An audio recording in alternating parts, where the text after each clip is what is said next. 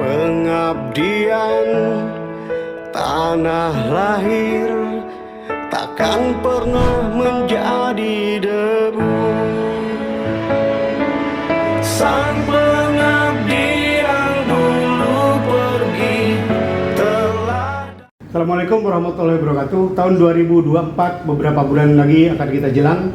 Lalu sudah siapkah rakyat kita untuk memilih, dan sudah pantaskah calon anggota DPRD untuk dipilih yang bisa membawa aspirasi mereka?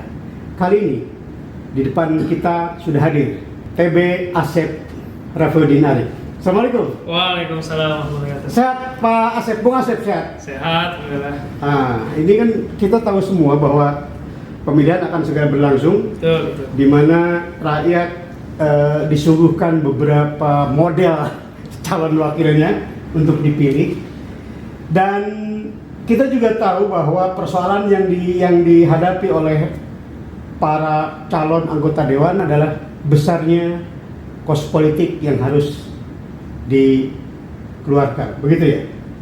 Lalu pertanyaan saya, Bung Asep ini kan sudah Masuk periode kedua ya kali ini. Benarkah itu ada kos yang harus dikeluarkan banyak untuk maju sebagai calon anggota DPRD? Baik, terima kasih Kak Ivan. Jadi kalau kita berbicara masalah kos ini kan itu variatif ya.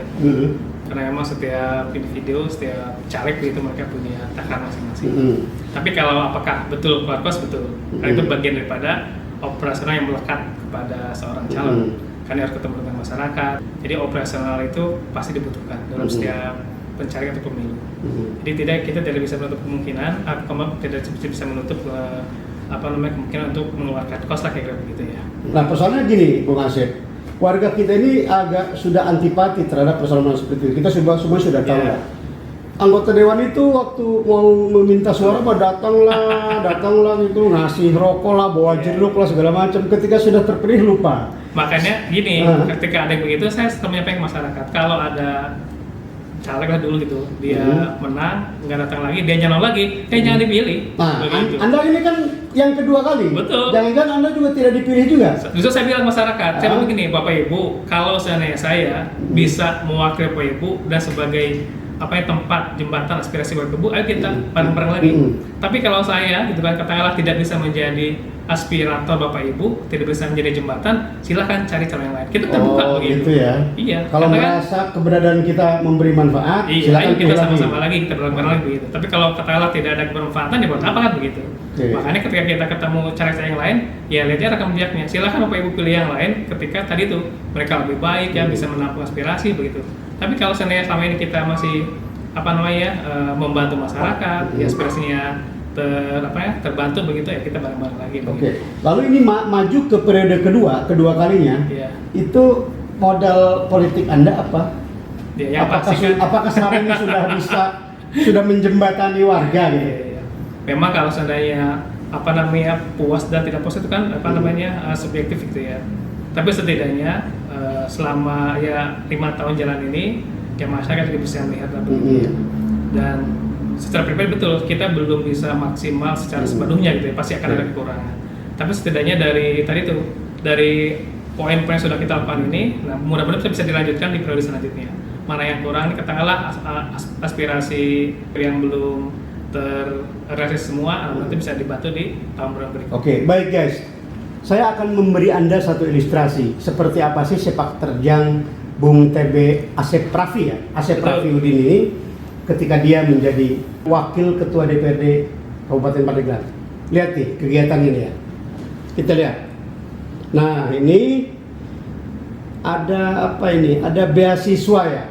Beasiswa Sabar. Beasiswa Sabar. Oh iya, beasiswa Sabar. Sahabat baik Asep Rafi. Sahabat baik Asep Rafi. Saya mau cerita dulu ya, kenapa kok muncul ada namanya beasiswa Sabar. Jadi ini ceritanya memang yang mencubit saya secara pribadi begitu ya. Jadi suatu ketika ini ada bencana alam, ada angin puting beliung. Di salah satu tempat di dapil saya, rumah itu ya kenalah satu atap rumahnya itu. Ini saya ditelepon sama tim, katanya ada warga yang kena angin. Kita datang ke sana, kasih bantuan lah begitu, beberapa sembako ke mereka. Tapi pertanyaan ibunya itu, yang ada tuh ibunya, dia nggak ngomongin rumah, dia ngomong gini, Pak, saya mah nggak kepikiran anak saya, jadi saya tuh punya anak saya tuh ingin kuliah, kata si ibu ini. Saya tanya, ibu anak kuliah di mana? Di SMA 2 waktu itu dia bilang. Oh, dari SMA mau kuliah, oke.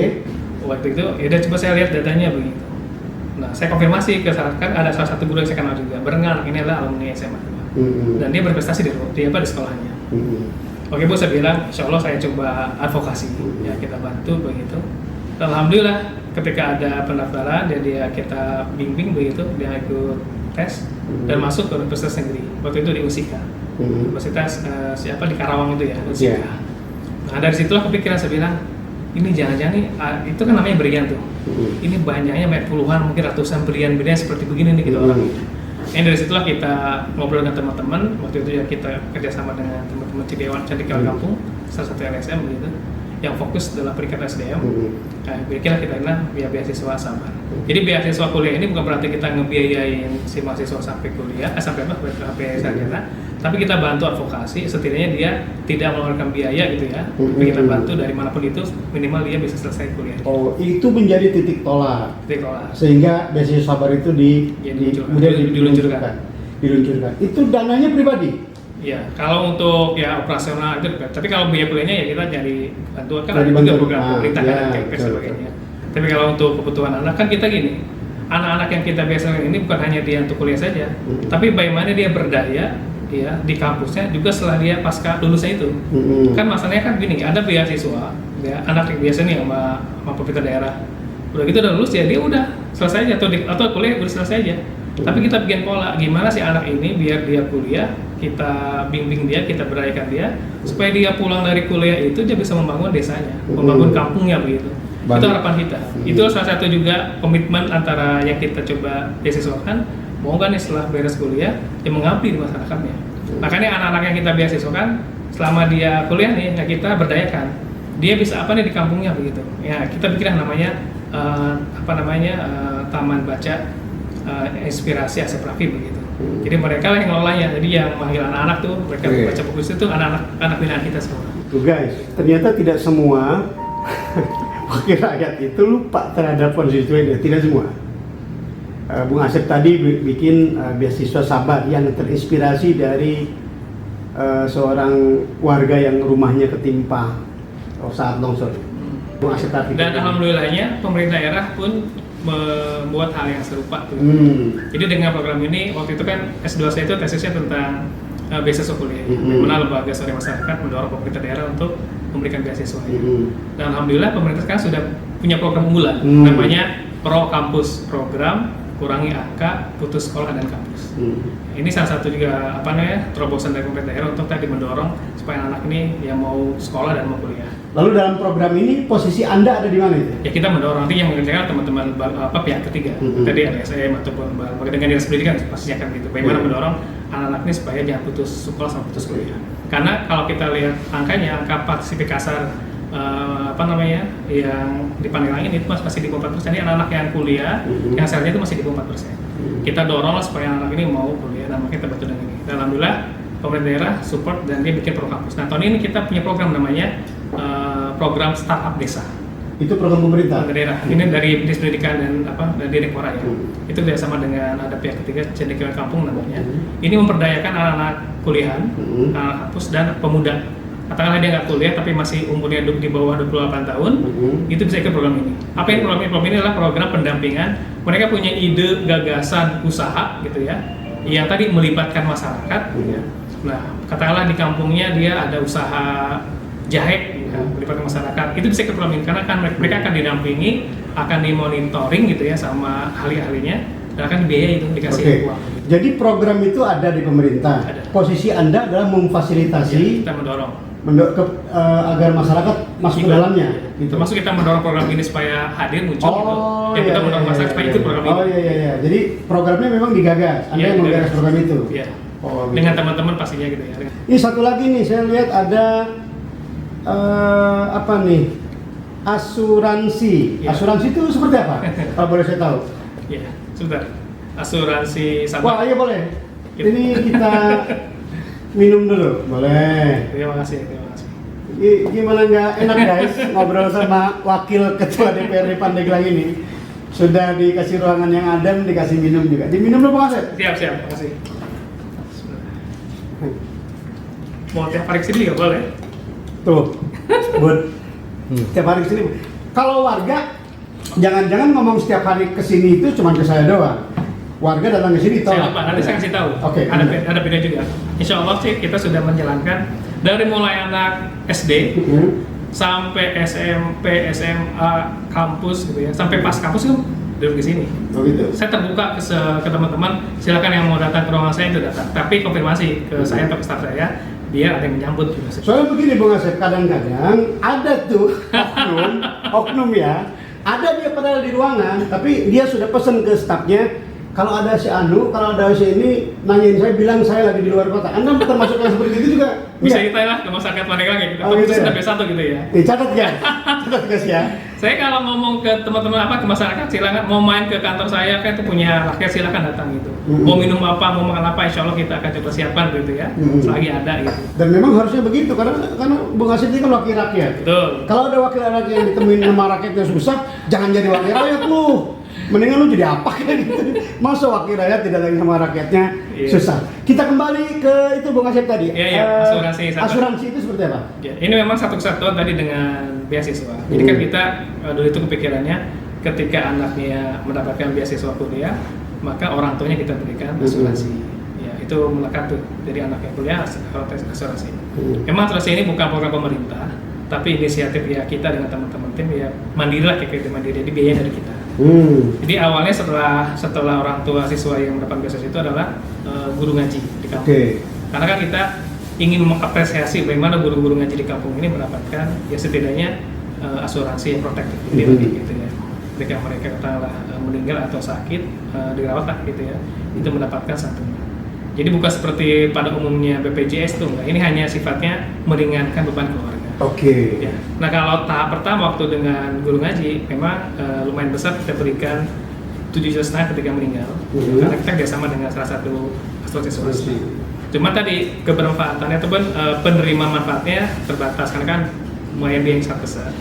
Akhirnya tahun 2022 itu kita bikin mandiri, kita perbanyak bahkan sampai ratusan orang untuk mendapatkan beasiswa ini, sehingga biaya pun diperkecil. Tapi sebenarnya ada tetap santunannya ketika meninggal kita berikan, termasuk ketika dirawat di rumah sakit kita berikan. Dengan mereka ngirimin data yang sudah berikan, kan mereka kirim KTP dulu nih.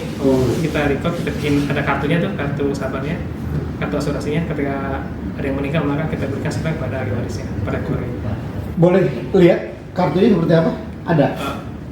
Ada nanti di tas, nanti kita nanti coba saya mau lihat ada nggak kartunya. Boleh dilihat ya. Jadi asuransi ini bentuknya kayak kartu ATM gitu guys. Jadi orang yang masuk dalam program asuransi ini dia dapat kartu ATM itu. Jadi ketika ada terjadi sesuatu dia dapat asuransi seperti itu. Memang ini belum keseluruhan Pandeglang, tapi setidaknya tadi konstituen di dapil. Sudah di dapil ya. Dan ini yang menarik, ini uangnya uang pribadi guys. Ini dari kantong pribadi. Kalau jadi kantong pemerintah ya wajar aja. Ini dari kantong pribadi, coba saya lihat. Oh, ini dia. Kartu Sabar. Ini ya? Iya betul. Itu yang tahap pertama itu. Tahap pertama. Yang pertama muncul itu. Oh, ini kartu sekarang Sabar. sudah ada desain barunya yang tahap keduanya. Itu tahap pertama. Sabar itu tadi apa sih? Sahabat baik, sahabat baik, aset rapi. Sabar, dapat asuransi. Jadi kan gini, saya waktu pertama kali munculin kata kartu sabar atau asuransi sabar ini, ada juga yang biasalah namanya netizen ya. Cina etama Cina paling ge buat kampanye. Kayak Cina pas kejadian mah sabar be. Jadi dianggap sabar itu sesuatu yang negatif begitu ya. Diplesetkan.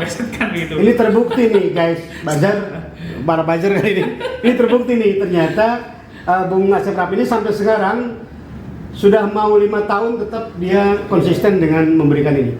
Ada berapa banyak warga dapil yang mendapatkan beasiswa sabar ini? Memang ini mohon maaf karena memang belum bisa mencakup semua kecamatan ya. Memang ini masih mayoritas di beberapa titik tempat tinggal di daerah saya pada umumnya begitu ya. Target ini masih sekitar kurang lebih 500-an memang penerima manfaat. 500? Iya, 500-an. Buset. 500 itu bukan jumlah kecil guys. Ya, tapi kalau yang beasiswa kuliah sekitar 40-an anak yang coba kita advokasi. 40? Wah, Dan Pak. ini kita kerjasama juga dengan Cendekiawan Kampung. Ada salah satu anak di Pedesaan Betul ini, karena kalau beasiswa mah kita lintas kecamatan juga bisa. Ada anak selatan, ada anak Cimanggu Selatan tuh, Cibadak sampai ke dalamnya lagi. Mereka kuliah di Sukabumi. Jadi di sana itu kenapa kita ambil Sukabumi? Karena di sana itu kampus juga ada pesantrennya. Ya, jadi dan bagusnya kasih kampus ini dia punya unit usaha. Jadi anak itu 70% dia usaha, 30% di kelas. Jadi yang ngelola sekolah, ngelola travel, ya ngelola usaha-usaha pasar itu anak-anak kampus itu. Gitu. Ada orang Pandeglang, ini orang Sakti ini. Namanya Majid. Dia Majid bikin tahu. bikin tahu. Itu di Sukabumi terkenal namanya tahu Majid. Tahu Majid. Saya bilang ke Bupati Pandeglang waktu kita ada acara namanya jenis kampung, pembekalan jenis kampung. Jadi anak-anak yang kita kuliah itu kita sebut namanya jenis kampung. Karena mereka akan terjun kampung lagi untuk membangun kampungnya. Kita kumpulin mereka di salah satu tempat, Bupati alhamdulillah hadir untuk mensupport. Saya bilang, Ibu Bupati, ini nih si Majid ini, saya bilang orang Sakti ini, dia di Sukabumi terkenal, bikin tahu Majid namanya. Nah nanti kalau dia lulus, berdaya kan di Pandeglang begitu. Jadi kita membuktikan bahwa anak-anak ya Pandeglang begitu di luar sana bisa berprestasi gitu ya, bisa berkreasi. Ketika pulang juga harapannya sama, membangun kampungnya maupun desanya, membangun daerah. Di Pandeglang banyaknya tahu Sumedang, padahal orang Pandeglangnya di Sukabumi jadi tahunya terkenal Bun. Ini kacau kan? Bagus juga itu kalau misalkan suatu hari nanti Maji ini mengembangkan usahanya di Pandeglang ya. Oke, Bung Asep, selain beasiswa, kemudian asuransi, saya lihat juga dari profiling Anda itu adalah aktif sekali menggunakan memberdayakan generasi muda di bidang teknologi ya. Betul. Apa itu target? Jadi gini ceritanya, saya waktu pas pertama kali ngejabat di DPRD ini, waktu itu diundang sama mahasiswa Pandeglang yang di Bandung kuliahnya. Ya, jadi mahasiswa yang kuliah di Bandung mengundang kita, saya hadir. Anak-anak Pandeglang kumpul tuh.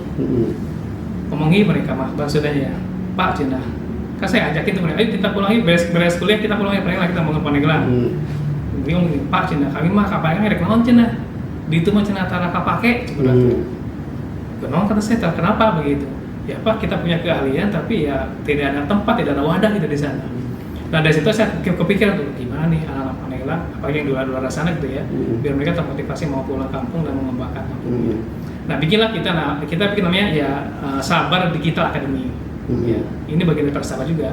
Jadi Sabar Digital Academy itu kita melatih anak-anak pemuda, itu anak ya usia muda, di mana bisa memanfaatkan digitalnya sebagai tadi yang mencari cuan lah kayak begitu ya. Karena ada beberapa tim kita juga yang salah satu kerjaan adalah mendapatkan uang itu ya dari digital itu. Salah satunya podcast ini.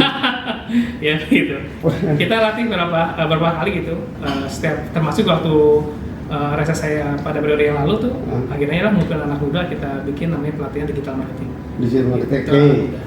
Itu untuk memanfaatkan ya era digital gitu ya pada mereka. Pada mereka tidak memanfaatkan HP Androidnya untuk apa-apa, mending kita manfaatkan sebaik-baiknya. Ya setidaknya mereka dapatkan penghasilan dari situ.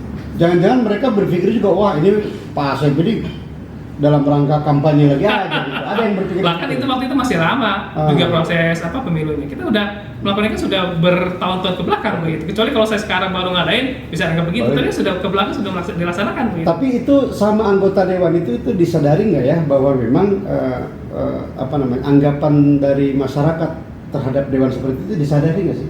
Iya, memang ada. Sesungguhnya. Iya. Ini kan bagian juga pendidikan politik bagi masyarakat. Betul. Setiap kita untuk masyarakat kita sampaikan, Ibu ya ke depan mana carilah begitu wakil-wakil rakyat yang tadi yang mau datang ke masyarakat dan setidaknya tadi menjadi fasilitas masyarakat, jembatan masyarakat.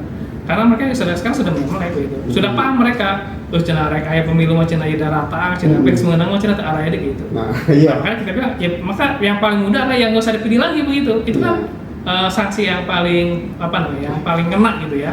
Iya mah udah mah dia nggak rata, tapi setiap pemilu menang gitu kan. Iya. Padahal tuh menang. Tapi saya kelihatannya ini Bung Asep ini yakin betul Bud. Yakin betul di periode 2 ini karena memang dia punya asal. Dia punya sesuatu yang ditinggalkan di masyarakat ya. Terbukti dengan 3 program tadi ya. Bahkan ya. saya ada lagi. Insya Allah gitu ya. Ini kan dengan teman-teman tim kan selalu bermusyawarah ya. Ketika kita olah takdirkan kembali masuk ke periode kedua gitu. Nah, itu nanti. Nanti. Saya akan nanya itu.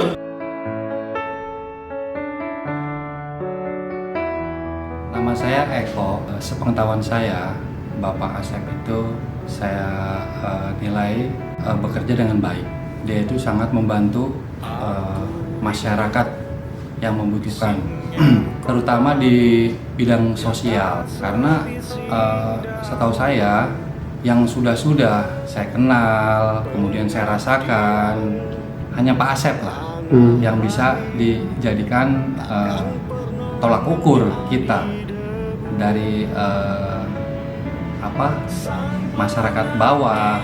Artinya memang benar-benar berfungsi. Contohnya ketika ada kendala di bidang kesehatan, kita kontak Pak Asep ataupun stafnya, itu responnya sangat baik, langsung. Seperti kita butuh ambulan gitu, itu langsung ready ambulan. Sudah tersedia fasilitas tersebut. Kemudian ketika kita sampai di rumah sakit, seandainya ada permasalahan baik kecil, sedang maupun besar, itu artinya langsung bisa ditangani, layak untuk dipilih sebagai pemimpin. Ini bukan basa-basi ya, karena memang nyata gitu, nyata dari dalam hati nurani saya sendiri. Gitu. Nami Abi Asep Muhammad dari Cadasari, Desa Kaungcang, Taman. Sehari-hari aktivitas sebagai petani berkebun. Sosok beliau itu yang benar-benar yang dirasakan sama saya itu benar-benar rakyat, membela demi untuk rakyat. Jadi apapun masukan yang namanya aspirasi, contohnya saya di kampung saya, di desa saya ada warga yang minta tolong ke saya gitu, masih tolong ini dari segi kesehatan aja ya, kesehatan kayak ambulan, kayak ke rumah sakit. Terus jadi bukan hanya sebatas itu aja, tapi beliau itu terus mendampingi sampai tuntas. Kalau membawa ada orang sakit minta tolong sampai tuntas. Dari sisi sosial yang lainnya, masyarakat butuh fasilitas kayak air bersih gitu kan, WC seperti gitu. Beliau di mana masyarakat melalui saya ngomong ke beliau, menyampaikan bahwa masyarakat ini butuh ini, itu langsung tanggap. Banyak contohnya, banyak buktinya yang sudah dirasakan, khususnya untuk di Desa Kaungcang ya, khususnya Kampung Taman. Udah banyak, alhamdulillah. Dan nggak pilih-pilih, mau si A, mau si B, mau si C. Dari dulu saya nggak tahu, saya nggak pernah yang namanya sama Pak Dewan ya, belum pernah kayak seperti saya sama Pak Asep Rapi. Jadi tidak ada jarak beliau itu sama masyarakat. Nggak mentang-mentang beliau ini anggota Dewan, ini masyarakat kecil apa-apa. Ya beliau itu tidak ada jarak sama masyarakat itu. Nah makanya itu susah zaman sekarang ini mencari sosok seorang wakil rakyat yang seperti beliau. Guys, kita kembali ke obrolan dengan Bung Asep Rapi ini. Video pertama tadi kan sudah ada banyak program yang dilakukan. Lalu pertanyaan saya adalah di periode kedua apa yang akan Anda lakukan? Dan karena ini masih banyak PR dan juga banyak juga aspirasi dari masyarakat yang belum terrealisasi. Nanti mudah-mudahan ini bisa dilanjutkan di periode kedua. Tapi ini untuk gambaran besar untuk Pandeglang ke depan. Kemudian kita sudah ngobrol dengan teman-teman tim begitu. Kita ingin coba memadukan antara pemerintah daerah, kampus dan kampung gitu ya. Jadi tiga unit ini mudah-mudahan bisa bersinergi untuk membangun Pandeglang lebih baik. Ya. Nah, salah satunya dari tadi pendidikan kita sudah buka tadi beasiswa, tapi ini sekalian bisa supaya kita kebesar ini harus ada pengelola khusus dari pemerintah daerah. Ya, diberikanlah tempat khusus, ada pengelola kayak LPDP kan itu pemain besar tuh, ada dana abadi pendidikan gitu ya. Harapannya kita bisa muncul di Pandeglang. Nah, kemudian juga sosial. Bagaimana sosial ini tadi ada keterlibatan di kampung, ya, kampus dan juga pemerintah daerah. Saya kemarin ketika rapat peran anggaran, saya sampaikan ke EAPD, tim anggaran pemerintah daerah.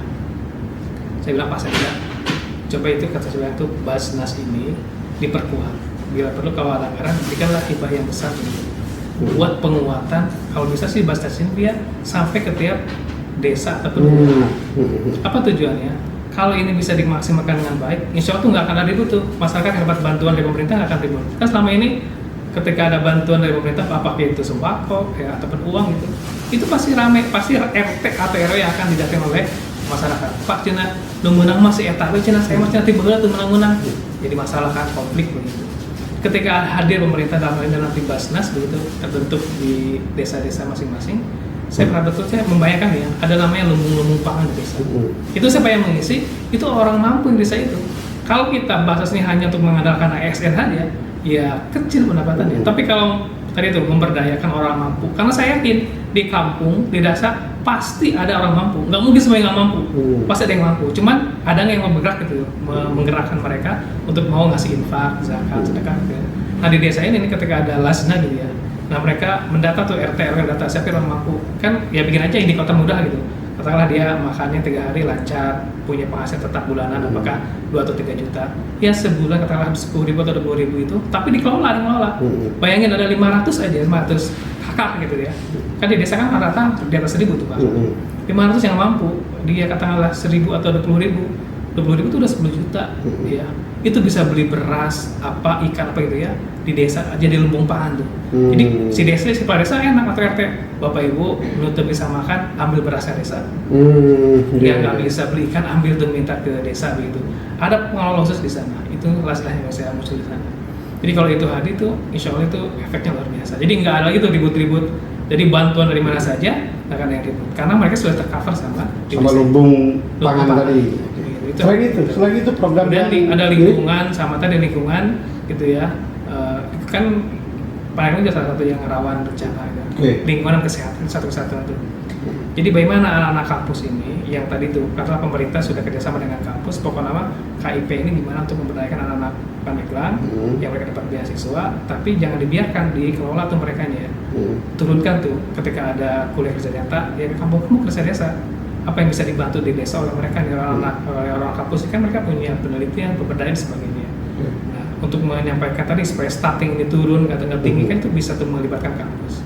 Lingkungan bisa mereka memahamkan masyarakat supaya sebuah sembarangan itu kampus dengan masyarakat bisa hadir. Jadi perpaduan antara kampus sama pemerintah itu bisa satu kesatuan untuk yang memberdayakan masyarakat gitu. Ini kalau sudah menyatu, insya Allah berkah akan hadir di masyarakat. Baik. Kalau yang ini nih, yang sabar-sabarnya kira-kira akan ditambah nggak? Misalkan asuransi ini jumlahnya berapa? Iya, nanti kita akan diperbaiki lagi supaya kemanfaatan lebih banyak lagi untuk masyarakat. Oke, tuh ternyata kita tidak boleh underestimate terhadap seseorang dan tidak boleh mengeneralisir bahwa semua itu sama. Di antara ribuan orang yang tidak baik pasti ada nyempil orang yang baik, dan mungkin Pak TB Asep Raffi ini adalah salah satu yang baik dari yang banyak yang tidak baik tadi. Ya, saja adalah mudah-mudahan ya keberadaan saya ya di DPRD ini tadi bisa terasa oleh masyarakat. Walaupun selama ini ya yang namanya masyarakat pasti ada aja lah, Pak Wayana aja, Abdi bade ke rumah sakit. Insya itu ada aja tuh. Ada ya? Tadi aja saya sebelum sini nih, Pak Wayana Pak, Ibu Abdi cina di kecamatan dirawat butuh ini itu karena mungkin administrasinya agak repot gitu ya. Yaudah saya bilang nanti saya ke situ. Ternyata sederhana, kan dianggapnya sama si keluarga itu, si ibunya kalau kan dia punya BPJS, dianggapnya kalau dia pulang itu harus pakai umum. Ternyata salah persepsi. Saya bilang begini, Pak, saya bilang ini ibu karena dia agak kritis penyakitnya harus dirawat, maka dia bisa mengambil BPJS kalau dirawat 3 hari. Kalau tetap ingin pulang itu namanya pulang paksa. Kalau pulang paksa berarti dia harus pakai umum.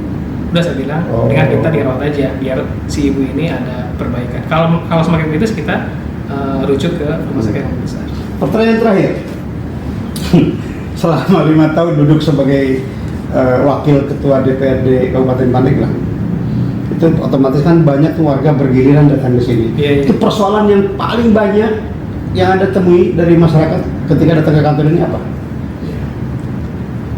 Ya itu banyak kesehatan. Kesehatan itu paling banyak. Termasuk di administrasi ya kayak tadi KTP itu ya biasa gitu. Itu pasti mereka itu mah hampir tiap hari ada. Pak kami cina kakana masih yang lama yang baru pang belas cina. Kayak sebenarnya kiranya datanya. Itu ada aja tiap hari itu. Jadi kayak anggota capek gitu ya. Sampai segitunya ya. Wakil ketua DPRD disuruh bikin kakak Tapi kan saya tadi, kan saya menyadari karena kita wakil rakyat, maka Iya. harus melayani rakyat. Dan itu itu- poin penting itu ya. Jadi jangan sampai anggap masyarakat bahwa ya dewan itu tadi tuh ingin dilayani, enggak. Justru dewan itu adalah harus melayani. Iya, betul. Dan itu yang saya sadari bahwa saya ini ya harus melayani. Apapun permasalahan masyarakat ya kita coba dengarkan. Ketika kita bisa bantu, kita bantu begitu. Soalnya saya pernah dengar satu cerita ya, di mana ketika anggota dewan didatangin sama konstituennya, dia marah, maneh nyoblos nangis sekali, datangnya ke dia berkali-kali gitu.